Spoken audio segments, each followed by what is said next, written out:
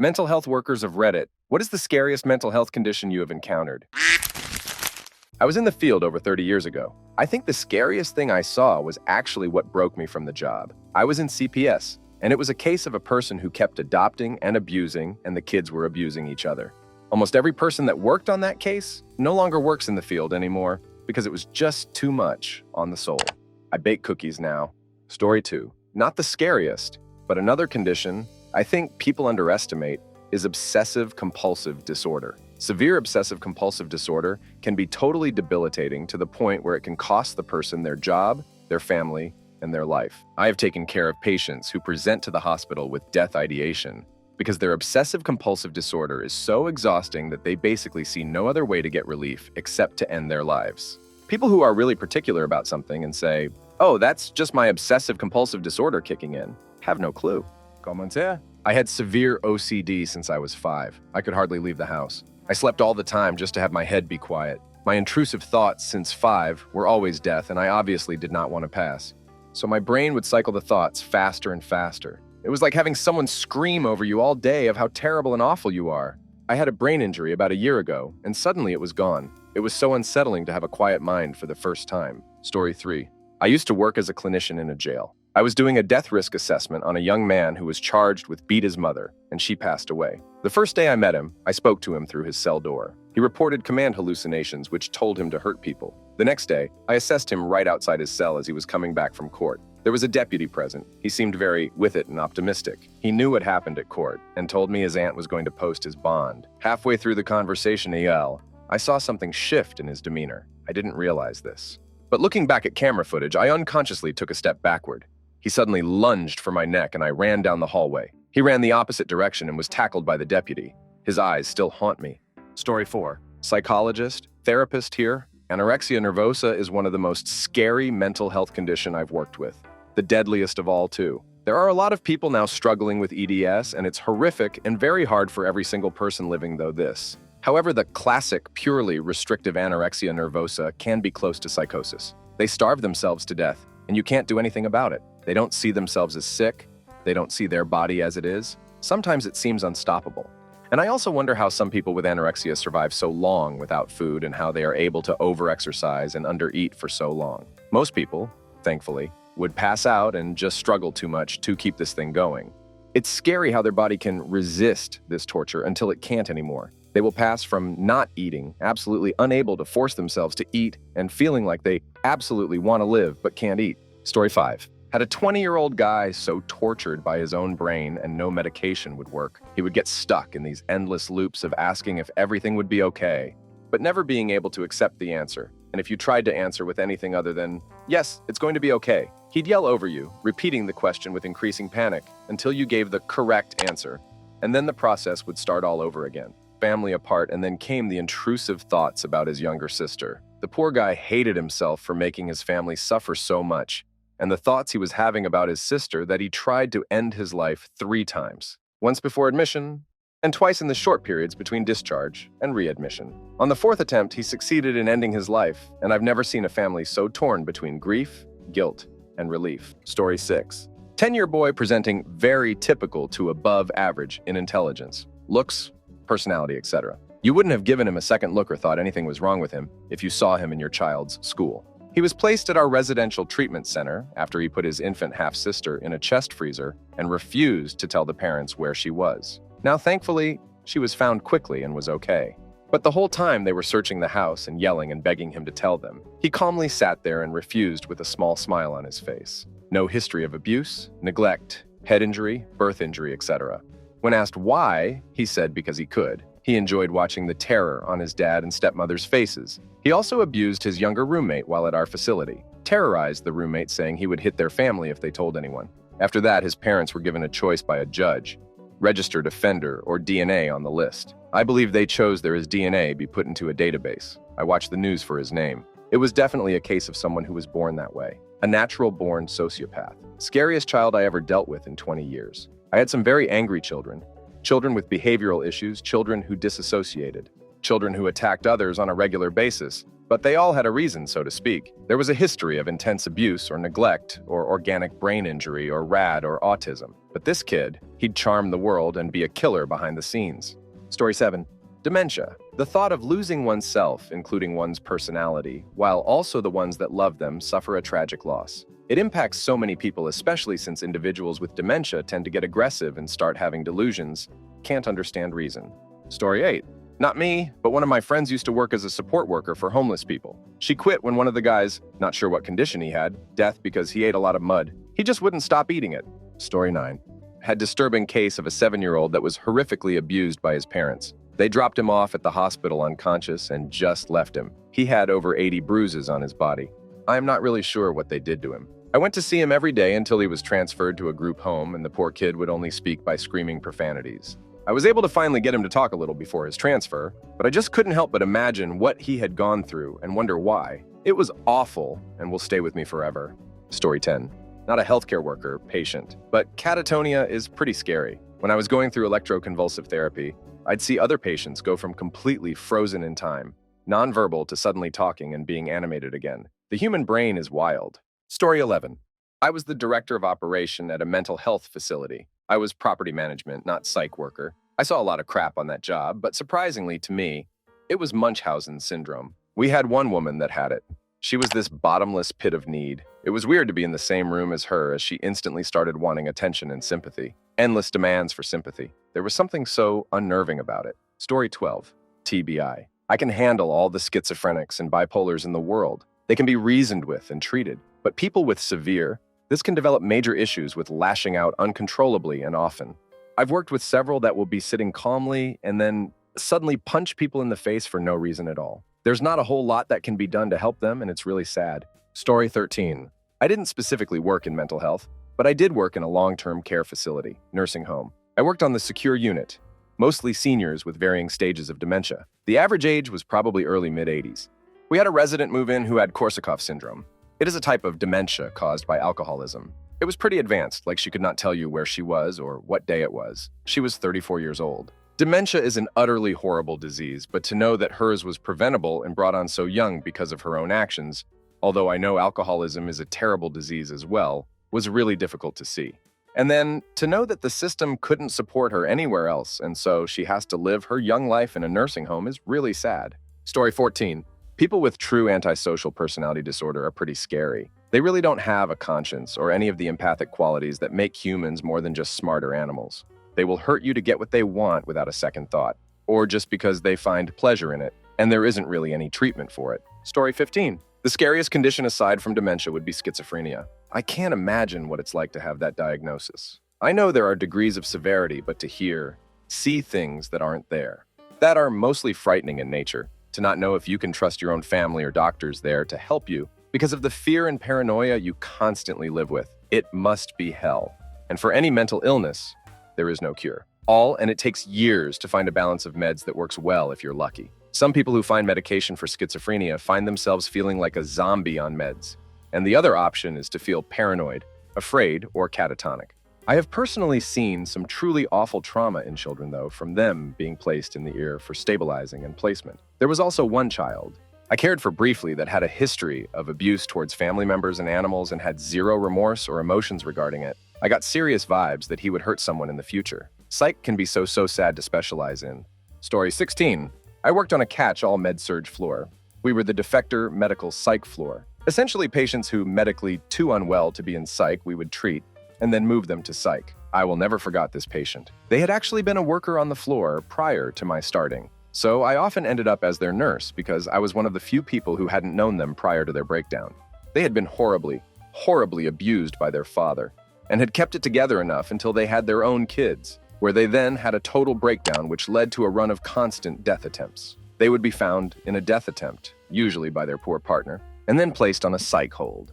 The attempt I remember most was after they had been discharged after hitting their wrists, and their partner caught them overdosing, straight back to hospital, where they were catatonic. Death attempts always have a one-to-one.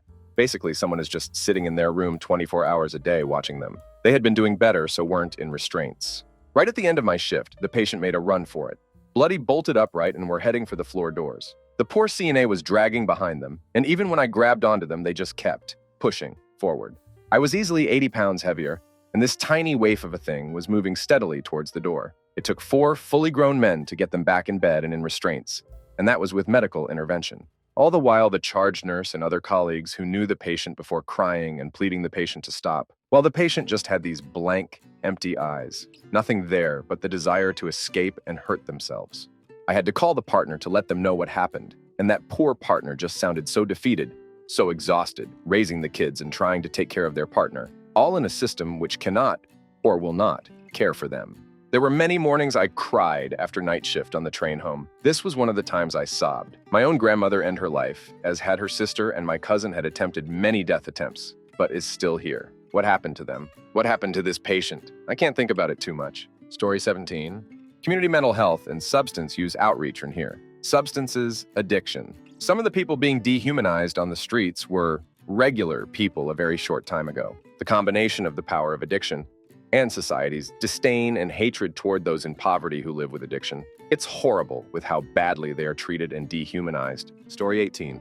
One of my clients went from being okay one day to hearing stuff that wasn't there, being afraid all the time, slowly going nonverbal and having stupors, strange mannerisms he hadn't displayed before, and unable to do simple tasks, like drinking from a cup the next day. He slowly grew more nonverbal, anxious, confused, and stiffen up. At one point, he would just walk in circles in his room, call you weird names, and not sleep for days on end. We have fought to get this kid professional help for 2 weeks. Then he finally got admitted to the hospital. Turned out he had catatonia, which is a rather complex neuropsychiatric syndrome that disrupts how your brain works. He needed months of different therapies before he got better. Story 19. Equivalent to a social worker, but called case manager for folks with mental health issues. I was in charge of treatment plans, med management, patient advocacy, helping teach independent skills, occasional therapy, and mostly helping stabilize their life. I also help build social connections and try to empower them to have positive community connections and responsibilities that left them feeling fulfilled. I don't think there is a disorder that's the scariest. I worked with folks with schizophrenia, bipolar, borderline, OCD, autism, PTSD, anxiety, depression, and many more. For every person with a disorder that made me feel scared, unsafe based off their behavior and thoughts, there were 5 other clients with the same disorder, totally sweet, kind, and their flare-ups were very self-contained and not alarming towards others. It was mostly difficult, miserable, scary to be the person suffering, not being the person trying to help. However, the scariest incidents have always involved a car while driving.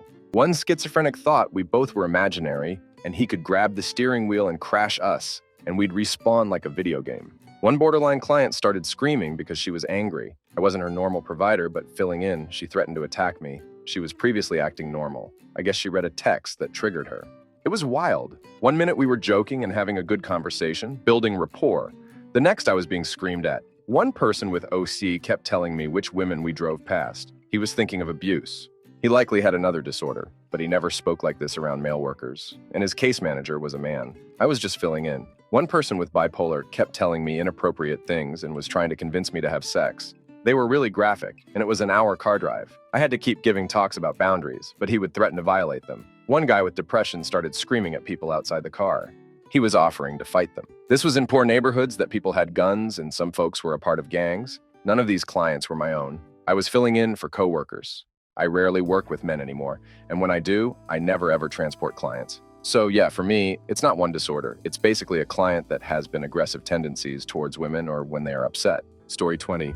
When severe autism, psychosis, and learning disabilities are all in one person, it's pretty scary. Guy I work with is completely nonverbal, very unpredictable and violent. The scary thing is when something causes his to tip over the edge. It's just pure rage and aggression with no understanding of consequences or his ability of causing serious harm. It is primal, animalistic rage. Less than half of the time you may get some physical warnings, if you're very vigilant. But most of the time he can appear content and then turn on you. He will use his full strength to attack you, and you can't do anything other than try to get him off you and run away. We aren't allowed restraints at my project. Story 21. Auditory hallucinations are the scariest. I was working on an inpatient psychiatric ward. We were always short on staff. At lunchtime, the ward patients needed escorted by staff to the dining room. There were 11 going to dining and 3 staying on unit due to being restricted to the ward. Two were engrossed in a TV show back in the day room area. One was walking around waiting for his tray to be delivered to unit. We only had 2 assistants to escort the group. That was the minimum required too. They asked me, the nurse, if I was willing to cover the 3 on unit while they took group to lunch, and one of them would grab the patient's trays staying on unit. I said, okay. I had done this before. The patient walking around awaiting for his tray was getting restless. I knew he smoked, so I took him to patio and let him smoke while I stood at doorway so I could see the other 2 patients too. He was smoking his cigarette and talking to me. Topics were the weather, his shoe, a recent ball game he watched. Suddenly he stopped talking and stopped smoking. I asked him if he was okay. He slowly nodded his head and almost at a whisper said, I am hearing that voice again. I called him by his name and asked him what the voice was saying. He whispered, he is telling me to smash your face in. The scariest part was how softly and calmly he said it. I again called him by name and said, you need to stay strong and fight the voice. You don't want it to get you into trouble. Just slowly finish the cigarette I gave you, and any minute you will have your lunch tray. It seemed to take forever for the assistant to return to the unit. The entire time, the patient did not take his eyes off my face. I was 36 years old, height 5 feet 5 inches, weight about 125 pounds. I tried nonchalantly to put distance between us, and I kept calmly talking to him about upcoming events. Once the assistant returned, and I was able to clue her in, and we got extra help to come to unit, that was the only time that I went to the employee bathroom and just cried my eyes out. The patient had a long history of physical aggression, sudden outbursts. However, he was not my aggressive patient. The entire unit was physically aggressive, treatment-resistive males. When you work around them for so long, you get accustomed to them and do not always remember just how risky it is. Thankfully, nothing happened then, but when I returned for my next shift, this same patient had attacked 2 male assistants and a female social worker. So I feel that I really dodged a bullet. Hearing voices really does happen to some. I've sat with grown men sobbing, holding their heads, begging someone to make it stop. Story 22. It's less about the condition for me, and more about how it presents for that person. People who are mentally unwell are often more vulnerable than anything. I don't think I would describe any conditions as scary, heartbreaking, and devastating. Maybe Story 23. Being on an adolescent psych floor is heartbreaking more than scary, but I wanted to post about it because it was really jarring to see how children's mental illnesses present. I was around kids from 10 to 16 years old, and they almost all had some form of disordered eating because of all the ways they didn't have control in their lives. They could control eating. We had one preteen who had been severely abused. They wouldn't eat or speak to anyone for months, so they had to have an NG tube put in. Tube that is inserted into the nostril down into the stomach so they can be tube fed. Another very sweet and polite kid that was totally pleasant on the unit had horrible command hallucinations constantly telling them to hit their family. Mental illness destroying lives is never easy to watch, though watching children struggling is another level of heartache. Story 24. 17 years old with narcissistic personality disorder and atypical personality disorder. History of harming animals. Family tiptoes around them and enables. About to turn 18 years old wants no parental contact. Will refuse psych treatment as soon as he is able to. What will come of this individual? Story 25. To be honest, bulimia. I worked in a hospital for people with severe eating disorders for years. The desperation of these people. They would do anything to not gain weight, including vomiting in their clothes. In puzzle boxes on the unit, they would hide it in shampoo bottles. They would take massive amounts of laxatives, 100 per day sometimes. They put things inside before they get weighed in the morning, so they weigh more. They ruin their teeth. They ruin their stomach. They get such electrolyte imbalances that they literally have heart attacks. They end up with colostomy bags from the abuse on their GI tract. They legit pass. It's a disgusting disease. Story 26. I've had severe clinical depression for 20 years. It would be so much easier to leave this world. However, I have 2 daughters. One thing I'm not is selfish. I can't hurt them. That's why I stay. But that combined with PTSD, anxiety, ADHD, and addiction, it's a scary combo at times. Story 27. Working in psycher, it was definitely the patients with both antisocial personality disorder and psychosis. Absolutely terrifying. I remember how many of them had soulless eyes. Very chilling. Story 28.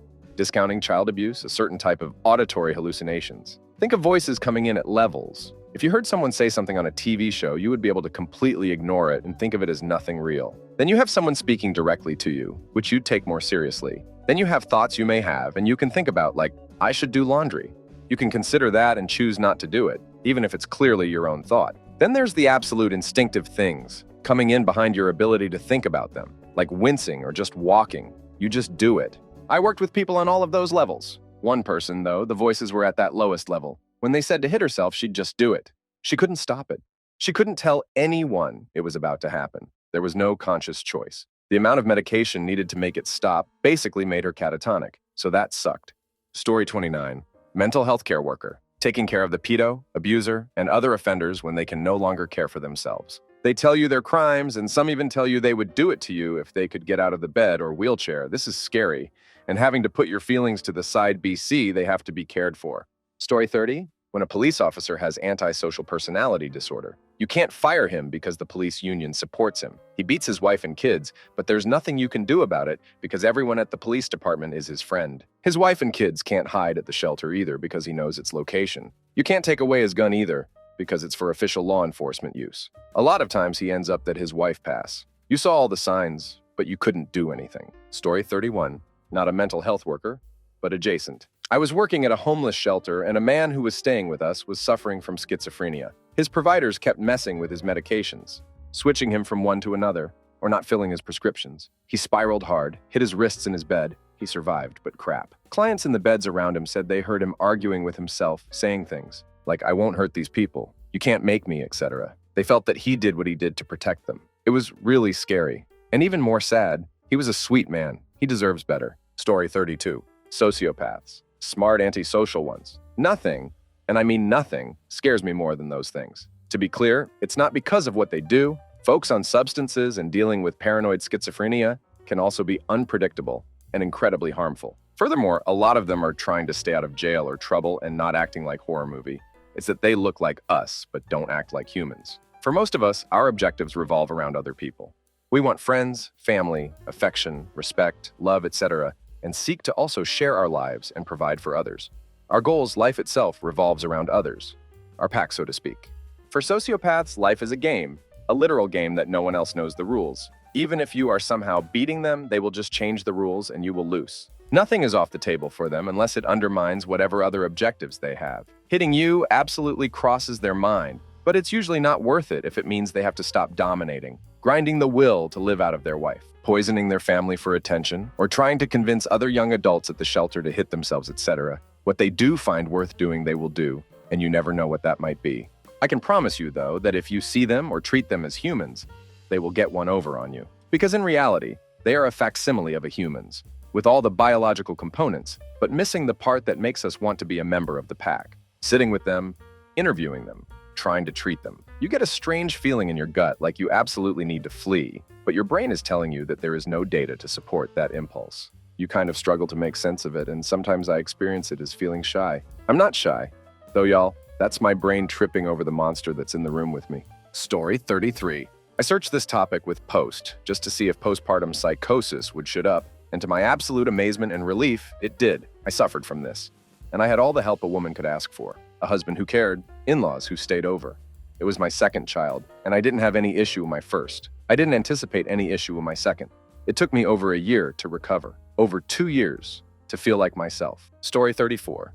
I was a psych nurse for a year, and I could name so many. I'd say synthetic substances-induced psychosis was frightening because it could happen to anyone. I'd see lifetime smokers, med students, gangsters, mothers, you name it. Completely normal people who became extremely psychotic for weeks or months. One med student was found running around campus naked, yelling that his roommate was going to hit him. These people were essentially ruining their lives until someone was able to force them to be admitted. One of the scariest parts is that a lot of them didn't remember anything from that time. Maybe for the best. I honestly compare it to being possessed. The person you actually are is locked away somewhere else in the brain while this parasitic demon is running on pure, visceral emotion. Story 35. I don't know what it would be classified under, but this is a story from my grandmother. She was a custodian in a place called Bayview Mental Hospital before working for Sharp. It was a place in the 70s where people of all ages would just get dropped off by families to become ward of the state. There was a boy, she said, couldn't have been any older than 9 or 10 years old, and he was abused when he came in. Certain patients had single rooms with no dayroom privileges. Every day she would have to wait for a guard to cuff these patients so she could go in and clean their rooms. The boy would talk to her so sweetly and ask her how her day was, tell her things like she was his favorite person there, etc. She said she would go home and cry, thinking about him. Then one day, while waiting for a guard, he said, "Hi, Mrs. Sue. I think I'm going home today." And when the guard came to cuff him for her to clean, he attacked him before the guard was able to subdue him. He had coached another employee for paper and pencil so he could draw. Instead, he sharpened it to a point and waited for the guard. She said watching him go from a sweet child to an offender in a split second scared her more than the attack did, and she had a hard time trusting anyone after that incident. Story 36. Industrial and organizational psychologist here. I would say the scariest I see are the cluster B types in the C-suite. We have clinically validated tests we can apply to gauge their levels of a disorder. But of course, not being clinical can't diagnose or treat. That's not our job in IO nonetheless. We are often hired to help advance people within Cluster B for organizations looking to engage in tax fraud or other criminal activities, all while being legally protected. There's research out there, published in open access on CFOs who score higher in narcissistic personality disorder, and they're virtually guaranteed engagement of tax fraud. It's the difference between a low-functioning person and a high-functioning one, where many here describe individuals who get pushed into the system. The ones I see get power and can legally destroy millions. After all, what rational and empathetic person puts toxic chemicals into towns knowing it will cause major medical problems for the citizens? Someone in Cluster B who's happy to be dark, maybe even triad. They can inflict pain and suffering on an entire community, all while being praised or given tax credits from a penny sales tax. If you promote the right person, you just have to bank on them being who they are to achieve an outcome.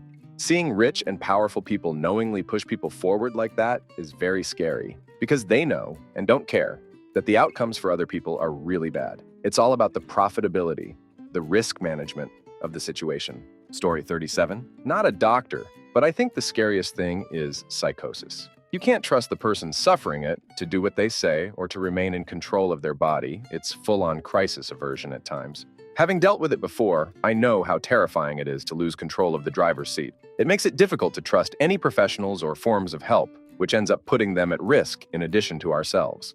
It's a serious place to be in, and anyone suffering psychosis in any form deserves the attention and the fragility they need in order to heal. Have some grace for strangers. Everyone just wants to be loved and appreciated so we can be happy and heal in peace. Life is not easy for anyone. Story 38. Borderline personality disorder can be frightening because it looks like so many things if you don't take a step back. It's a high death risk, but patients don't trust authority figures like doctors to properly treat them. One patient was, by most metrics, undiagnosed borderline. They frequently lied to providers, staff, and police, were highly combative, and relied on underage family to manage their life. Depending on the month, there was a new disorder they were 100% convinced they had. One was schizophrenia, around when TikTokers would film their altars for clicks, which they used to explain their violent outbursts against family and strangers. The only real treatment for borderline is psychotherapy, which many of them are immediately opposed to. If they do accept it, the lies can build up until therapists discharge them since they can't treat them. A lot of people with borderline fall through the cracks, wind up in jail or on substances, and cut their families down the middle between "we have to help" and "but they won't accept it." It is by and large one of the more exhausting diagnoses for family and caregivers. Story 39. I'm not the worker, but the patient. Scariest condition is my depression. My mind will race straight to death, and it's a loop of. I know where the death will happen, and my mind has written the note I'll leave. This happens every day, several times a day, and can last for sometimes over an hour. Story 40. Mental health peer worker. There's two that come to mind when I think about what's been the scariest I've come across. One was someone with a traumatic brain injury. The instant shift into a violent urge, rage, was incredibly scary to witness. And there's not a thing anyone can do about it. Therapy doesn't work, and neither does medication. The other is anyone with NPD, narcissistic personality disorder, or ASPD, antisocial personality disorder. I feel like people with ASPD can do well with therapy if they want it. They can be shown that working with other people and working in a mutually beneficial way makes their own life better. They have to do a lot of work, though, and usually it's when they pick up the ASPD traits early on in life. But NPD always scares me. That could be my own personal experiences impacting on it, but I'm not aware of any therapeutic benefit to treating them. I could be wrong. Their egos are made up of a fake outer shell, and any attempt to work on or point out the wound deep inside crumbles this shell. They protect it with every tactic they have, sometimes abuse. Actually, if they are in treatment, it can make their manipulation and abuse worse because they learn therapy talk and use treatments as new tactics of control. Very scary stuff. Story 41. Dissociative identity disorder. Patient was recovered by the FBI at 4 years old after being repeatedly assaulted and filmed from infancy. She was adopted by a very nice older couple who did their best. She had 5 kids in her teens and 20. The last 3 were with a stable and really good man. All of her children went into the foster system when he passed. She passed away years later from addiction. All of her children are struggling with the fallout. She did her best and loved her kids, but nothing could heal her or stop her from splitting. Story 42.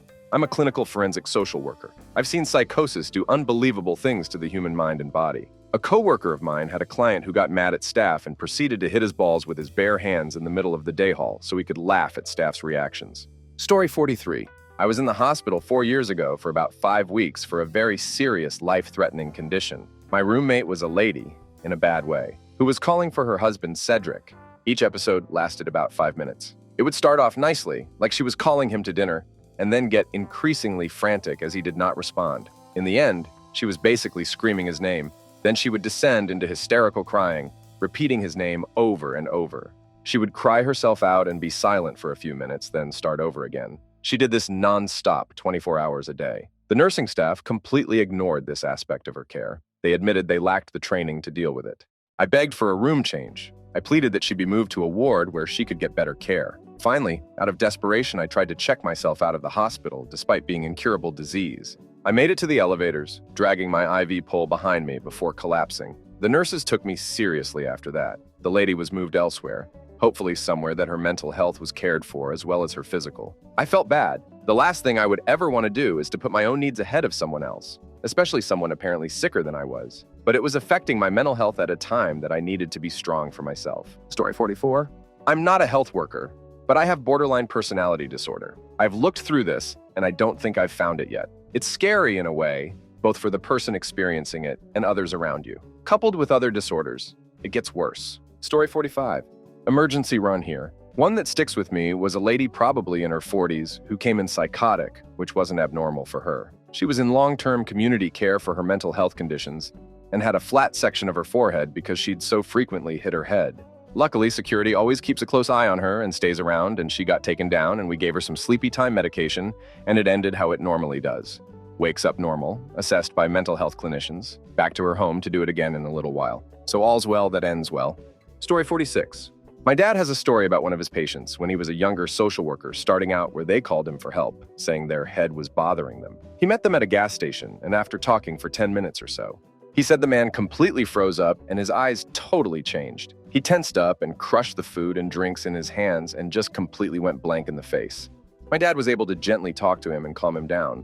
But later, the man said that in that moment, he was absolutely certain that my dad was Satan himself come to take his soul, and that if he didn't hit him, he would be dragged down to hell with him. The man was a schizophrenic that was under treatment, but this was back in the 80s. So I don't know how much attention he received that was positive at the time. It always spooked my dad because it was like the man he was talking to was replaced by a cornered animal ready to hit him. I couldn't imagine what it must be like to live with your brain fighting reality at every moment. Story 47.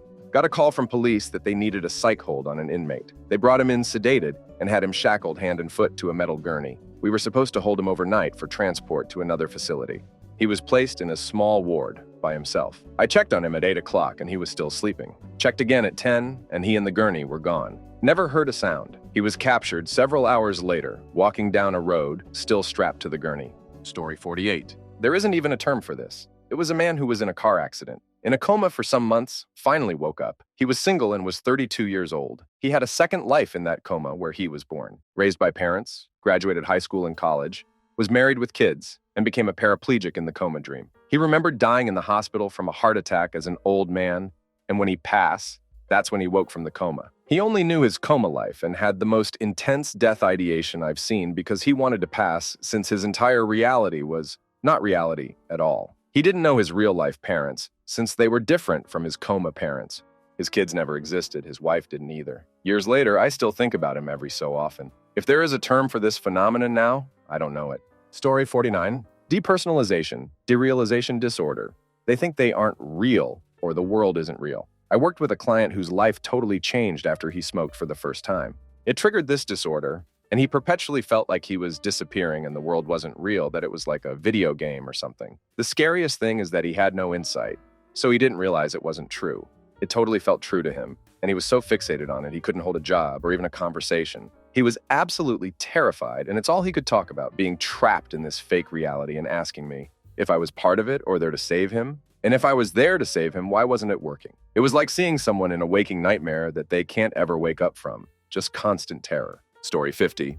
I'm not a mental health worker, but I lived with someone who had anorexia. Terrifying crap. I have PTSD relating to his condition, though he's better now. Story 51. I saw a client in jail who had destroyed his mental health using K2, full hallucinations and delusions, and it was my understanding that he was a fully functional adult before using that pseudo-substances. It was enough for me to warn everyone I know to stay away from that stuff. The guy was talking about angels and demons and hitting people. He had no sense of reality left. Story 52. Psychologist here. I'd say any cluster B personality disorder, especially ASPD and BPD. My second bet would be psychosis induced by severe insomnia. It is simultaneously the saddest yet scariest thing I've seen where they become completely unpredictable while hallucinating. Story 53. My wife can't make any new memories. Ever. Remembers things for roughly 1 minute at a time. I'm forced to repeat everything, always. That's scary to imagine, but real. Story 54. Not a mental health professional, but I once found myself for a time in close proximity with somebody with Wernicke's encephalopathy. It's pretty horrifying to see up close. It's a result of chronic alcoholism, happens due to deficiency in a few particular vitamins. The brain is just addled. No memory, spasms, hallucinations, confusion constantly. As far as I'm aware, it's irreversible. Really sad to see, really scary, hard to look directly at. Story 55. I work in child psychiatry and have treated some kids that developed a functional neurological disorder because of childhood trauma. Even though their bodies were working like they should, they were unable to walk, talk, etc. It's crazy how fast regression occurred. One day they were able to nod, the next. We needed them blinking once or twice to communicate. Story 56. Pretty new in the field. Honestly, anything with delusions. It's not just the delusions that hurt to see, it's the aftermath. I have a client who is very traumatized by the delusions they had and the way others reacted by placing restraining orders on them or having them arrested. To be fair, there wasn't much else they could do, but it sucks for the person with the disorder because once medicated, they understand what normal is and know they have to work hard to achieve it. Can you imagine experiencing something terrifying and then having someone tell you it never really happened? It's not something you just get over because it wasn't real. Story 57. I'm not a mental health worker, I'm a teacher. The scariest has been a 6-year-old child who parents refuse to get medical treatment for. The child can be happy, pleasant, following directions, then snaps out of nowhere punching, scratching, biting, kicking, throwing anything they can find. School refuses to suspend or press any charges. Attacks happen 9 days out of 10, and the child is most likely to target whoever they feel most comfortable with, me or my assistant. The child laughs the entire time. I can't imagine any 6-year-old having that much anger without some sort of mental health condition. Story 58. Psych nurse here. Charles Bonnet syndrome is deeply unpleasant. Basically, people with severe sight loss experience visual hallucinations. It's terrifying for them as they've lived their life vision impaired.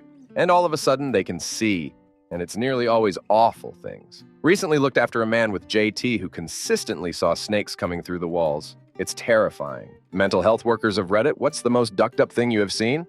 Story 1. By far, the most heartbreaking things for me usually involved repetitive movements and the person being nonverbal. Let me explain. I was helping cover night shift for a residential treatment center. As I'm doing room checks, I hear this repetitive banging sound coming from the room at the farthest end of the hall. Go down there as quickly as I can and see the girl laying face down, raising her upper body up off of the pillow and slamming back down on the bed over and over and over again, all while she was asleep. When I grabbed another staff, they just kind of shrugged and said, "Yeah, she does that like every night."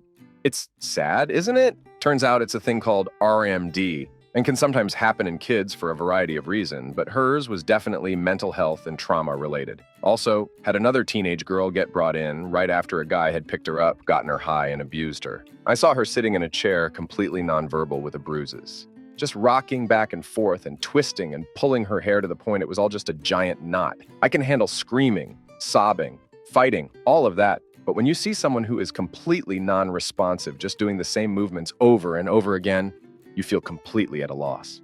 Story 2. Not a mental health worker, but have seen some things through my job. Watched a special needs girl punch our director for getting in her face. The girl was having a meltdown in our public facility. She was maybe mid-30 years old, and her caregiver was trying to calm her down.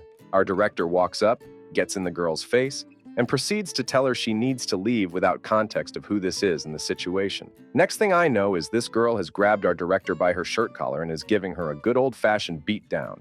I called 911 and then called for staff help. By this time, the punching was over. The caregiver was between the girl and director, and cops are rolling in from across the street. Girl never came back. Director retired the next year, keeping some things vague for a reason. Story 3. We had a nonverbal, extremely low IQ client who would self-soothe by rub the side of their eyeball. Our assumption is that they have an extremely high pain tolerance, and the stimulation may have actually felt good to them. Story 4. Not a mental health worker, but this one caught me off guard. A few years ago, I was doing some homework when I heard a ruckus coming from down the street. It sounded like a child screaming. I had to go over to where the sound was in order to figure out what was that. When I finally arrived, there was an ambulance and some kid screaming, pleading not to go. He had to no older than 10 and didn't see any injuries on him.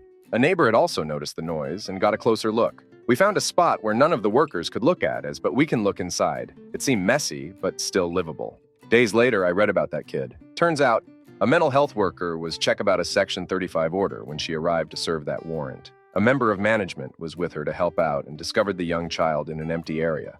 By law, she had to get that child out of there, which management helped with as they looked for the kid's mother, who was the tenant. They found some unknown substance, which explained the ambulance being called in. Nothing was heard about the mother after that.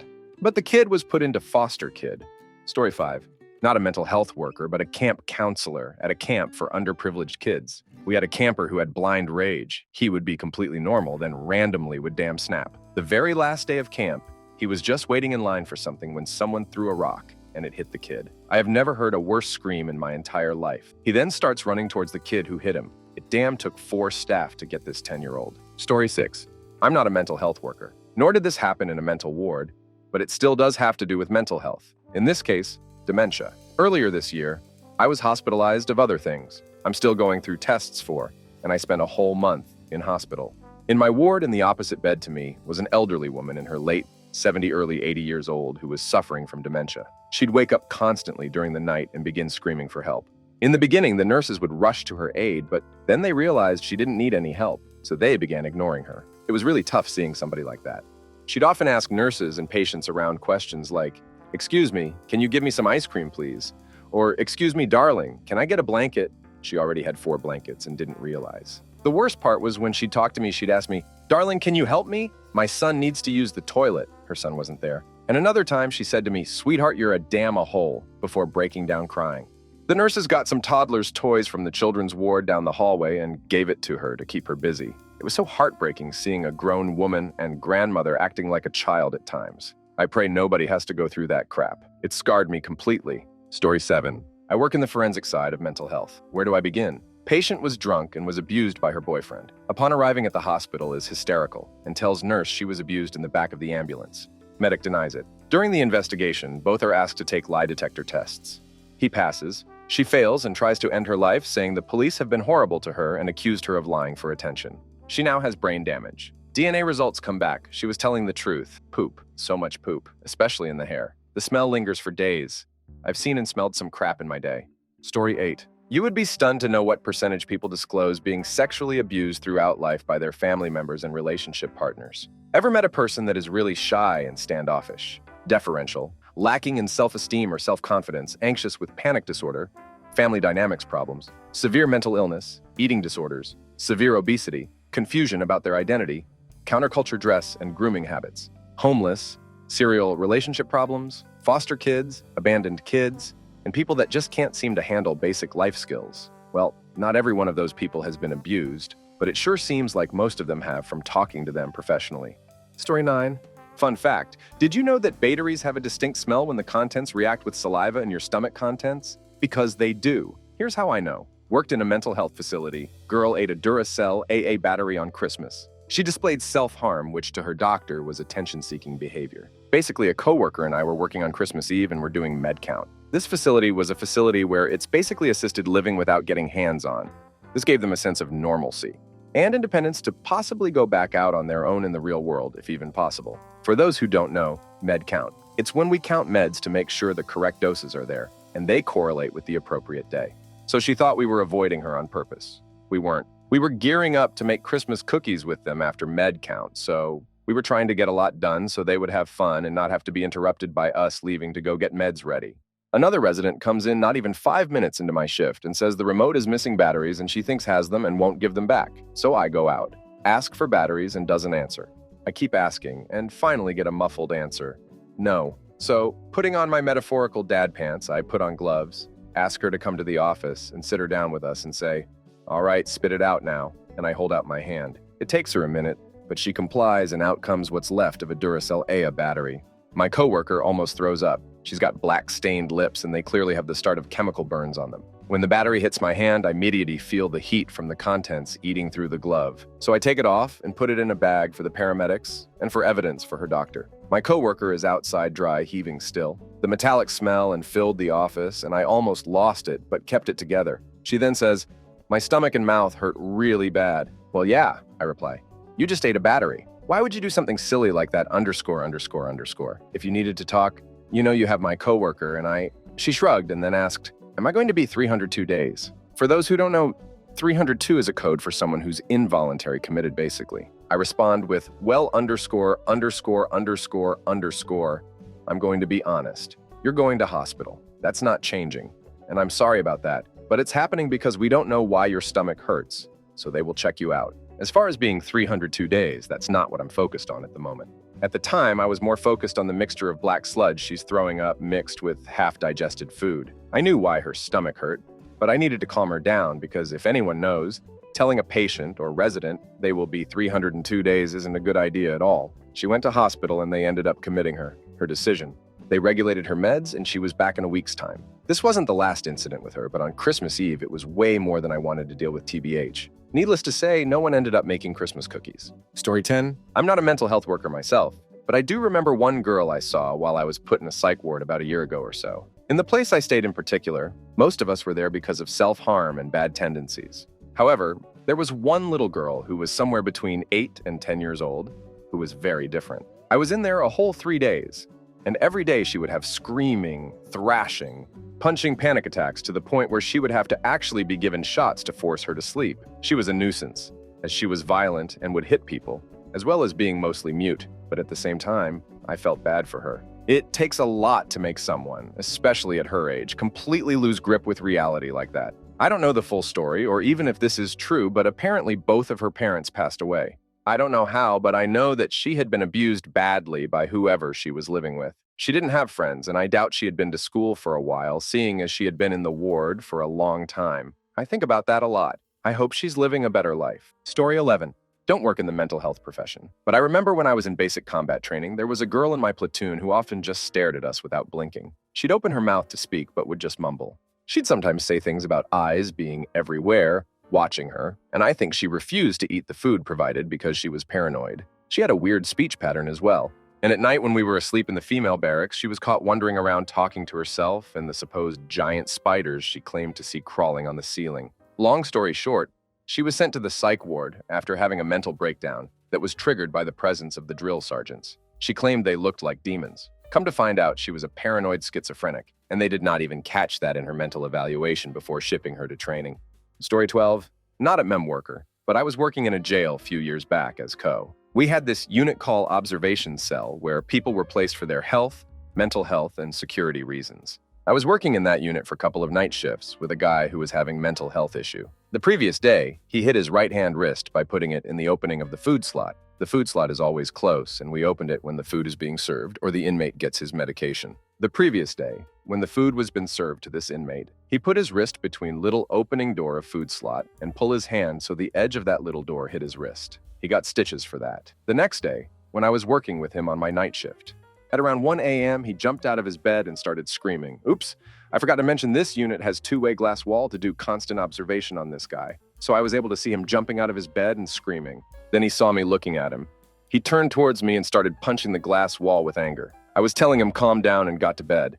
Suddenly he stopped and started staring at me and gave a smile. I was like, he was about to do something scary. I called Code Blue over the radio. It's a med emergency code. He was taken to hospital and given high dose of his medication to calm him down. Next night, I was with this dude again. He came to glass wall and said he recognized me from last night. I told him, me too. He laughed and went to his bed. So at the same freaking time, 1 a.m., like previous night, he woke up screaming and came the glass wall and started saying something in an alien language. I was thinking he will do the same thing, but no. He started walking in circles.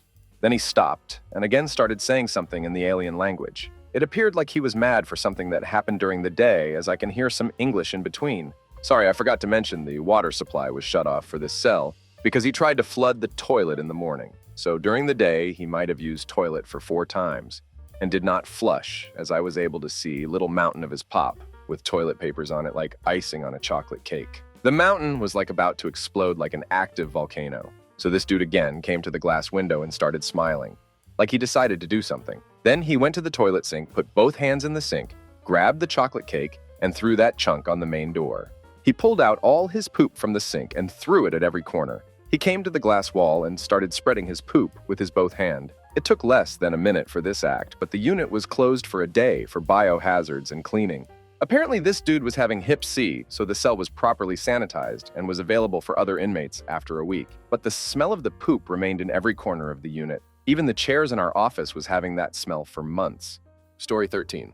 I used to work as a security guard in the mental health ward of a hospital. There was time when a different patient had escaped from him lap belt and had bit a hole in his catheter bag and was spraying his piss on people, kind of like a bagpipe. Anyway, he was spraying anyone who tried to enter his room, and needless to say, I got peed on. I have so many stories from this place, it's insane. Some of them don't even pertain to the patient specifically either. Like one time, the cops brought a guy into Emerge for a mental health evaluation. He looked pretty shady, and the cop asked him if he had anything sharp in his pockets before he searched him. He was being admitted and had already been arrested.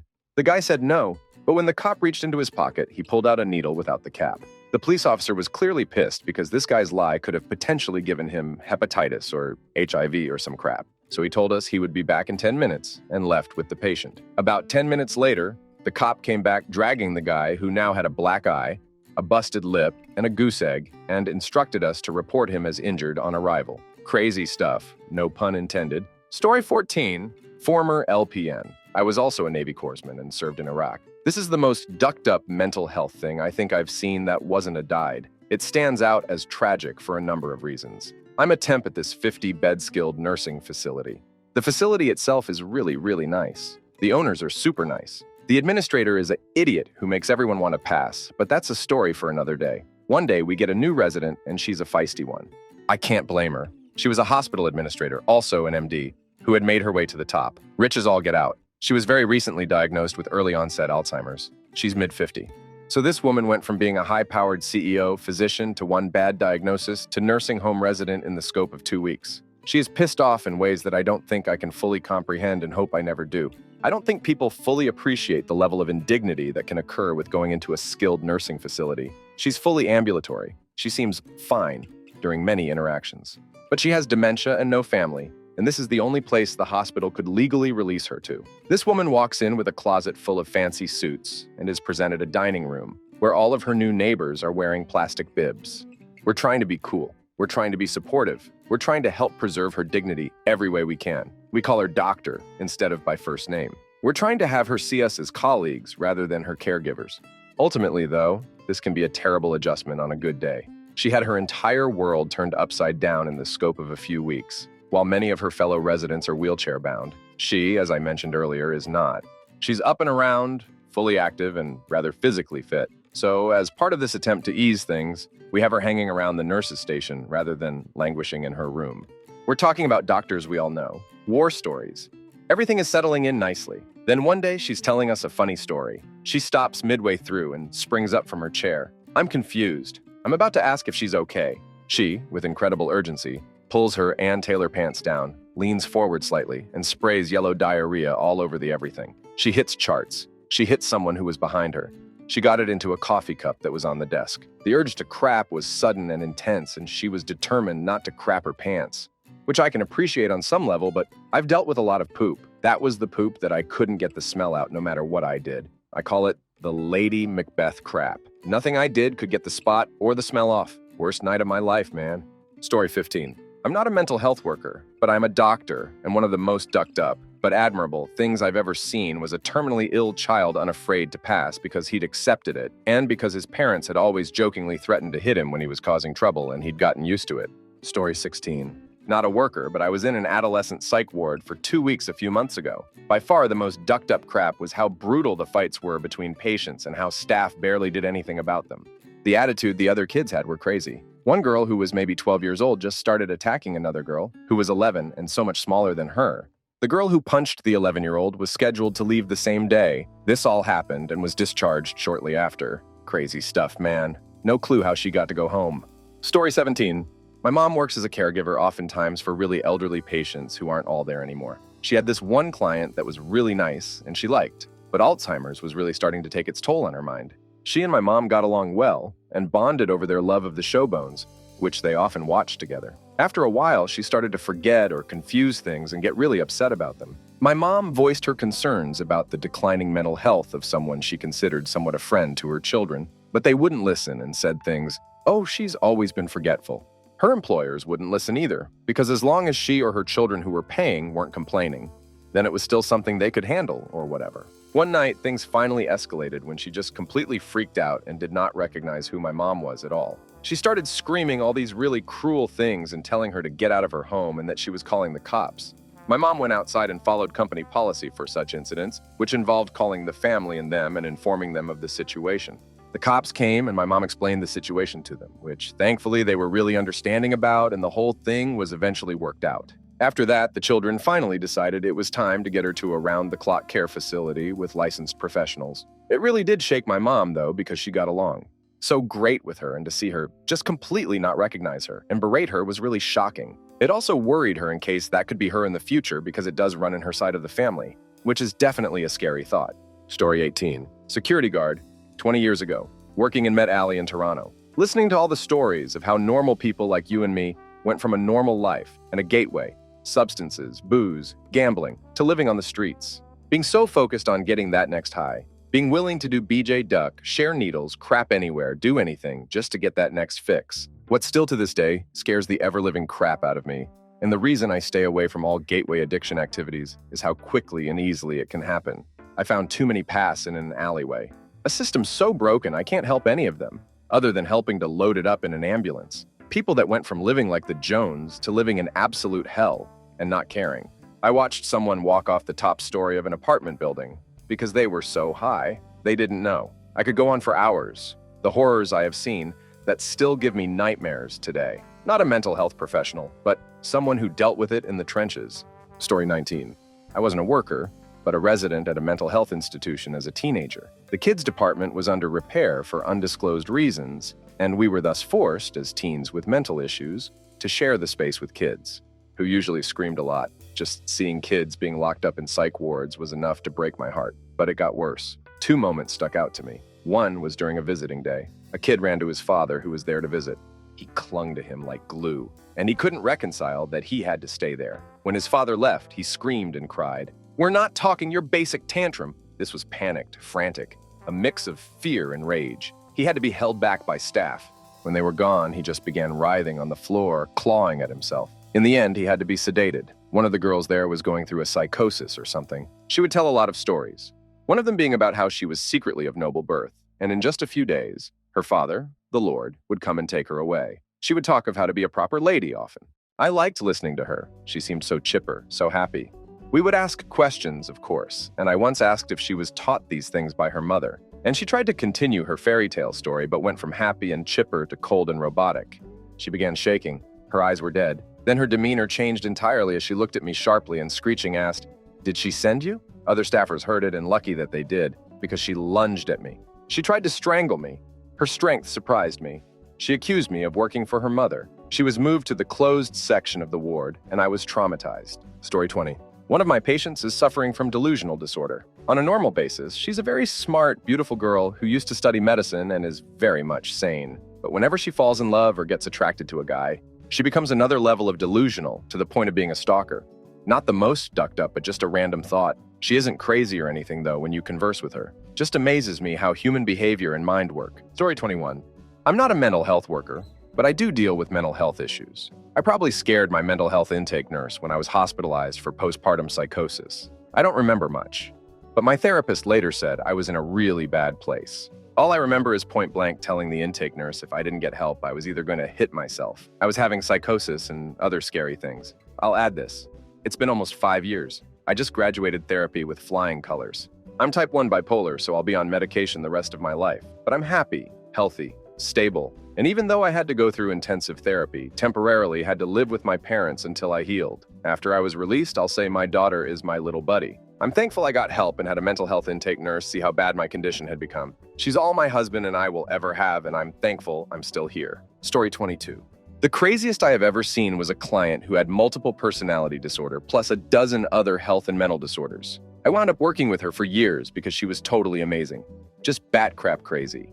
She was very violent, but it was an impulse problem more than anything. She had an excellent uppercut punch if you got too close, had the black eye to prove it. Once she trusted you, she was so much fun most of the time. She was my first real experience in seeing the terrible regret and shame from a person who suffered delusions, made me grow as a person to be there to help support her. She would be herself, think 5-year-old girl, when she was happy and content, but when she was upset, her other personality came out.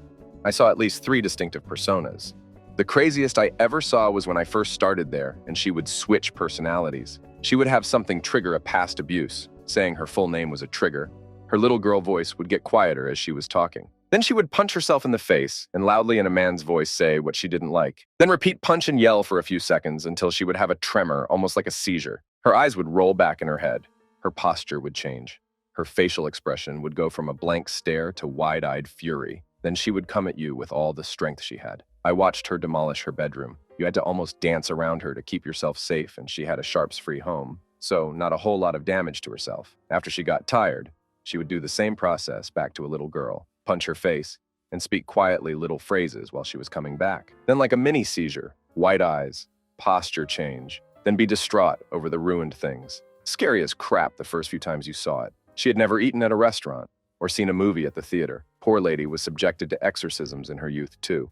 By the time I left the job, she could go with me to buy a soda and even took her to a movie. She was amazing to survive with all of that.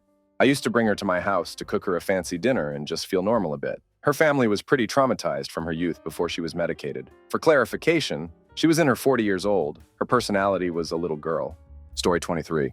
Mandatory, not a mental health worker, but my aunt is. She worked for 15 years as a psych nurse who would look after people in a hospital on death watches or who were having psychotic breaks and weren't in touch with reality. Most of the time, they were restrained and on constant supervision until they were transferred elsewhere and heavily medicated. There was a lot she wouldn't tell me, but she did tell me one story some time ago with omitted details.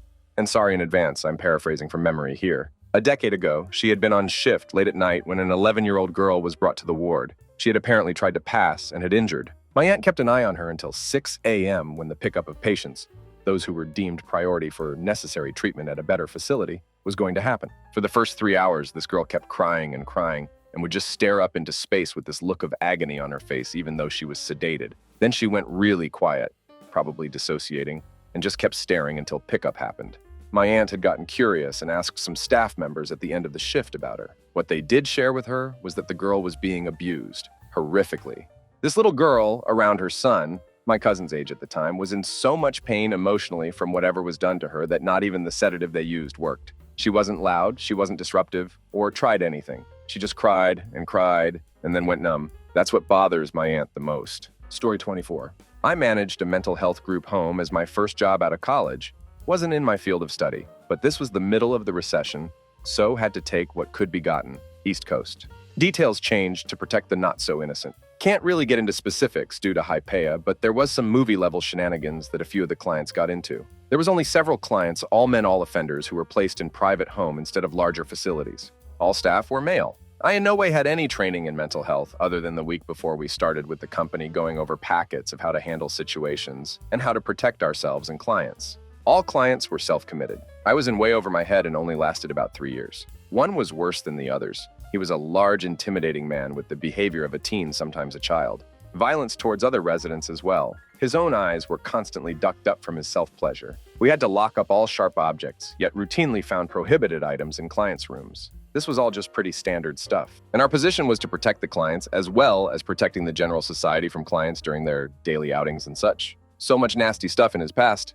I finally left when a different client, who was extremely smart and extremely dangerous, decided he wanted to visit a family member. Company wouldn't allow it, and he contacted a lawyer and left the house within a month. He had avoided jail time over his offense by pleading insanity, which gave him a shorter amount of time being institutionalized. His knowledge that he was able to just get up and leave this setting and continue to meet women made me physically sick, and I turned in my notice.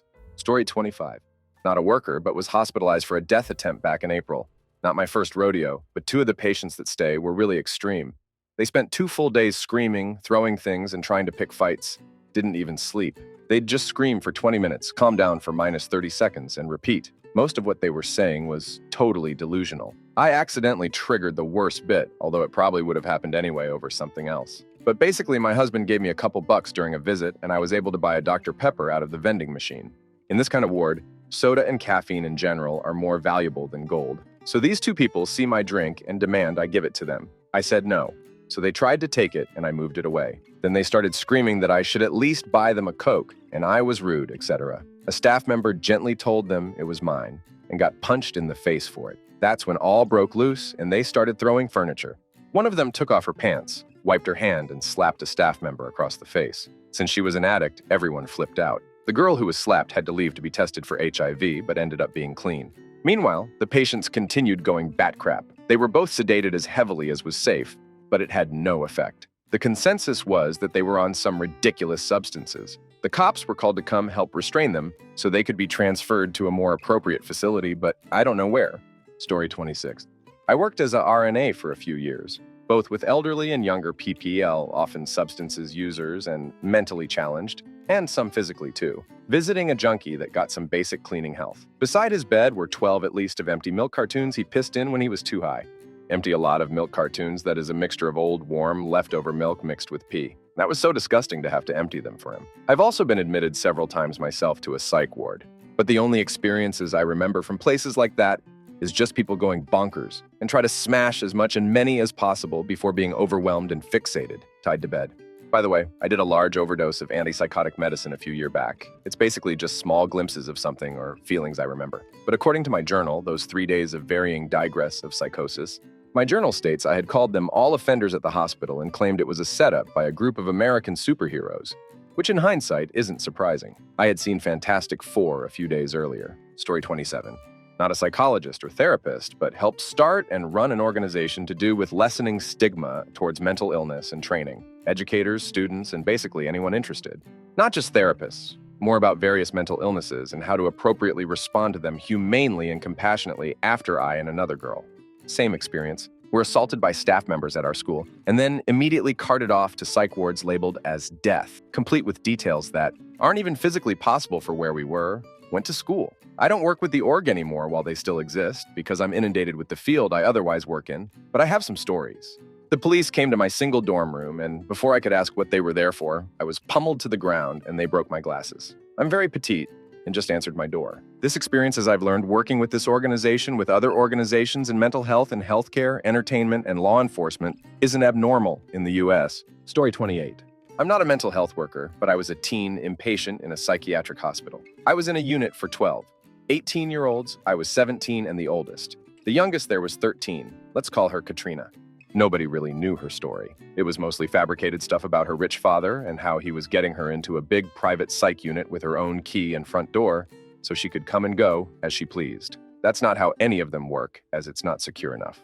She would convince herself, though. One day we heard the staff call alarm sound, calling all the staff to come running. Katrina had barricaded herself in her room by pulling her bed so hard from the ground the screws holding it to the floor had come out and placed it on front of her door. When they got in, she came out with scratches and screaming. She had blocked the door because she was on 15-minute checks, but had smuggled in a razor blade and a spring and made a device to ping the blade across her skin to quickly hit it. Her screams whilst they put antiseptic on her was awful, and they took all. Her furniture and her bed out, and she only had her mattress. I tried to take her under my wing after that. I couldn't bear to see someone so young making the mistakes I had made before. I'd sit and talk her into handing her loom bands over while she had them round her wrist and was pinging them. I would convince her to give them to me and come and watch a film with me on my laptop. She was a sweet girl, but very unwell. In the last few days before I was discharged after my month's stay, she drank a whole bottle of perfume and needed her obs monitoring all day to keep an eye on her BP and pulse. She kept dipping and fainting, and they called the paramedics in. Eventually, she vomited and seemed to begin to get better after that. I gave her a big hug the day I left. I still wonder if she is okay now. I hope she is in a better place in her life now. She would be 18 now.